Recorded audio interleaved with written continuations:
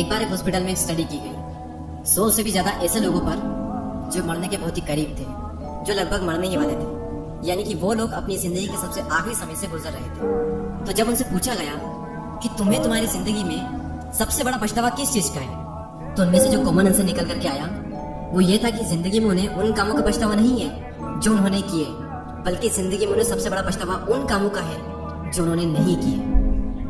कई बार अपने अंदर के डर की वजह से, तो कई बार लोग क्या कहेंगे इस डर की वजह से रिस्क लिया ही नहीं।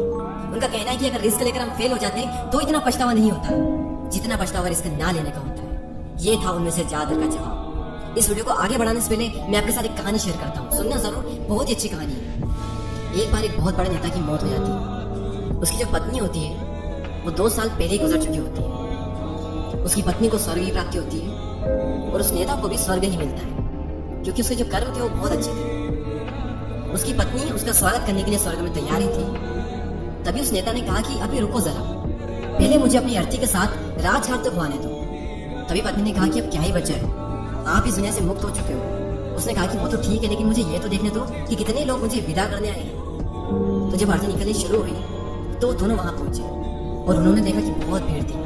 न्यूज़पेपर में अखबार में खबर छपी थी, कई सारे कैमरामैन वहां पर थे, टीवी में भी न्यूज थी, फूल सजाए गए, आगे पीछे तोपे थी, सैनिक चल रहे थे, मिलिट्री के ट्रक पर अर्थी निकल रहे थे। और ये सब देखकर वो नेता गदगद उठा। उसकी पत्नी ने पूछा कि इतना खुश क्यों हो रहे हो, तुम्हारी अर्थी निकल रही है, बारात नहीं। तो इस बात का उस नेता ने जो जवाब दिया, ध्यान से सुनना आप। वो बोला कि अगर मुझे पहले पता होता ना कि मेरे मरने पर इतनी भीड़ आएगी तो मैं कब का मर चुका होता। इंसान जीता ही तो इसलिए है कि उसके मरने पर इतनी भीड़ आ सके। आप भी किसी दिन चले जाओगे इस दुनिया से, लेकिन सवाल यही कि आपके मरने पर कितने लोग आएंगे और मरने के बाद भी कितने लोग आपको याद करेंगे और कितने दिनों तक याद करेंगे, कितने सालों तक आप इस दुनिया में याद किए जाओगे।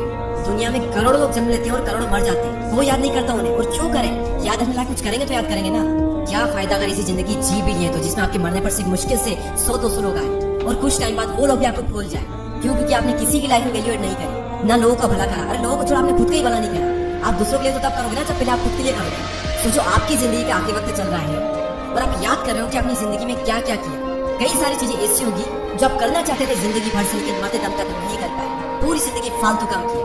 कई सारी ऐसी चीजें थी जो करना चाहते थे लेकिन कर लेंगे मेरी जिंदगी गुजर गई। लोग सोचते रह जाते कि मैं ये कर लूंगा तो मैं खुश हो जाऊंगा, ये हो जाएगा तो मैं खुश हो जाऊंगा, बस ये और हो जाए तो मैं जिंदगी खुल करके जीऊंगा, ये हो जाए वो हो जाए। और ये करते करते मरने का वक्त आ चुका है। अब क्या कहोगे कि मरने के बाद खुश रहूंगा? कहीं आपको भी अपने आखिरी वक्त में ऐसा ना कहना पड़े कि काश मुझे थोड़ा टाइम और मिल जाए तो मैं ये